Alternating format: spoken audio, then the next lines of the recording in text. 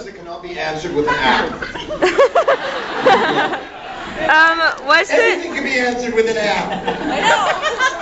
What has been the strangest encounter you've ever had with a fan? Strangest encounter ever with a fan. Right now? Define strange. Can we define fan? Yes, yes you can. You can define that. And didn't quite turn off the electricity. True story. Of course it's a true story. It's a Kirby story. I did not turn off the electricity while changing the ceiling fan. It's when you are downstairs in a basement, you yell to somebody, "I'm gonna switch off breakers! Tell me when the light goes off!" And the person goes, "Heard, go turn the light off." So they turn the light off. And I click a breaker and I go, "Is the light off?" And they go, "Yeah!" So I'm like, "Awesome! There's the first breaker!" So I go up and stick a screwdriver in there. We broke up shortly after that. That's awesome. So you had cab fare in the bucket. Cab fare in the bucket. The cab fare in the bucket. Yeah. Okay. Strangest encounter with a fan? There have been a couple, generally speaking, but nothing super nuts. You know, I'm sure Scott has some sort of a story about. Funny you should mention. Yeah. Well, some woman asked me to sign her. So I signed one. I already signed one apparently there was a outside third one.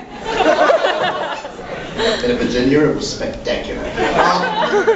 I did not say that out loud. I was at a, and I do not remember where this con was. We will suffice it to say it was a smallish town in the very, very, very deep part of the South. In a particular locale where dental hygiene was definitely more of a guideline than a rule. And by that I mean completely non-existent. And these beautiful, wonderful people that I was hanging out with, full of life and vivacity and terrific super awesomeness, and the moment the mouth opens up, sentient plaque. So I was at this con and I was busily doing stuff, and they had audible plaque, man. It was bad. That's fantastic. This gal, the people were ran out of nowhere, came up and licked my face. And of course it's like, oh, well, that was really awesome. We'll turn that into comedy. Get me bleach. Sandpaper. 3 days. Dude, can you just call that? And so, I mean, if you're out there, please, toothbrush, and I love you. There's a Dane Cook line where he's like, in one of his stand-up bits where he says, have you ever been out with like the craziest date ever where you literally go up to your friend, you call them at 3 in the morning, and you're like, why, it's 3 in the morning, you turn up at their house, you're like, no, it was crazy, honestly, smell my eye.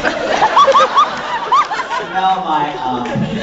Wrong. Smell my eye. I was in a museum in Lyon, France, 2007. So nowhere near a convention of any kind.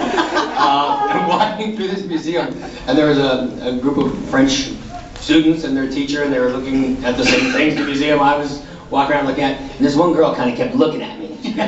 Turning and giving me this look, and I'm like, was she a pirate?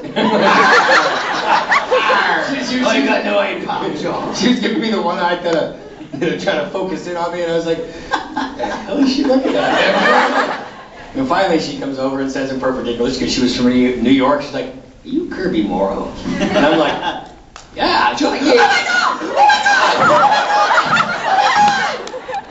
God! We all got kicked out of the museum.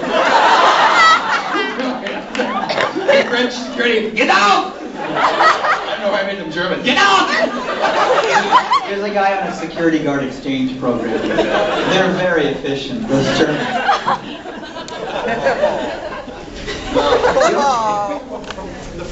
Did you recognize? And no there is no legitimate reason in the world where my character should not be able to go, Kagome, you will be my bitch. Totally legit. You try saying that with a pound of spray cheese.